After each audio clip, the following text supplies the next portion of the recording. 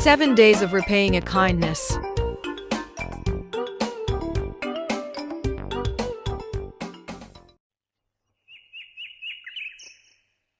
A bodhisattva once lived in seclusion, cultivating in the deep mountains and remote valleys. He often bore a heart of great compassion and mercy, sympathizing with the sufferings of all sentient beings caught in the cycle of birth and death. With a calm and sincere mind, he sought supreme enlightenment. But there was one thing that constantly disturbed his cultivation and realization. It was a louse.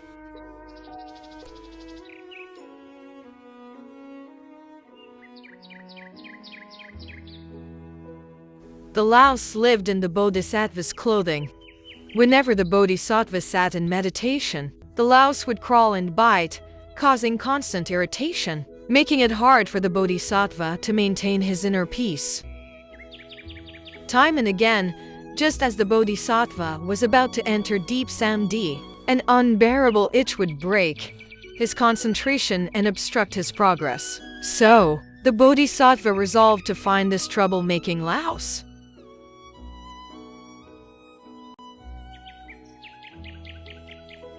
That day, he searched all over his body, while the louse kept dodging, hiding, and jumping around. It took the bodhisattva a long time to finally catch it. Just as he held the louse tightly in his palm, ready to crush it, his heart was suddenly filled with compassion and pity. O louse, you interfere with my cultivation while living on my body. I shall now place you here. You must fend for yourself. After saying this, the bodhisattva gently released the louse onto a pile of decaying bones. The louse narrowly escaped death. It stayed among the bones for 7 days, found plenty of food, and only left after finishing it all. Later, the cycle of life and death repeated many times, and the bodhisattva eventually completed his cultivation and attained Buddhahood. He became the world-honored one. One night, snow was falling heavily, and there was not a soul on the road. At that time, a wealthy elder invited the world-honored one to accept his offerings, wishing to support the master and his thousands of disciples to grow in blessings and wisdom. The elder's whole family was sincere and warmly devoted.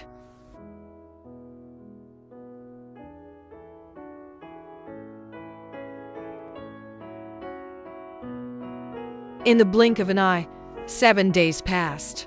But the heavy snow continued non-stop. The roads were completely covered, making travel impossible. The world-honored one said to Nanda and the other disciples, It is time for us to return to the monastery. Nanda was shocked upon hearing this. The elder has shown us such sincerity and respect. Can we not ask him to offer for a few more days? If we return to the monastery now, we will have nowhere to go for alms. The elder's kind intentions have already been fulfilled. He cannot continue to support us. So, the world-honored one and his disciples braved the snowstorm and returned to the monastery.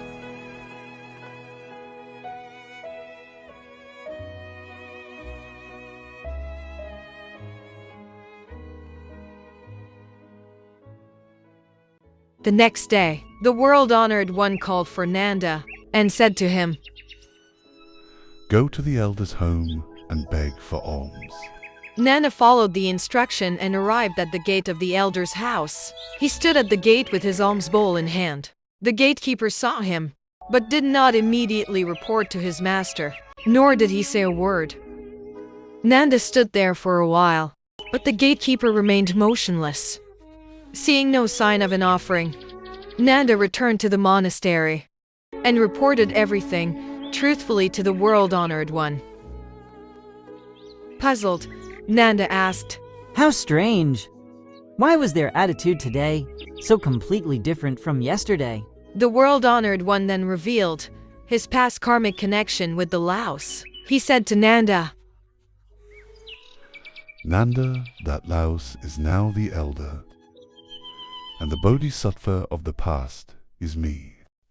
So during these 7 days, the elder offered us rich and rare delicacies.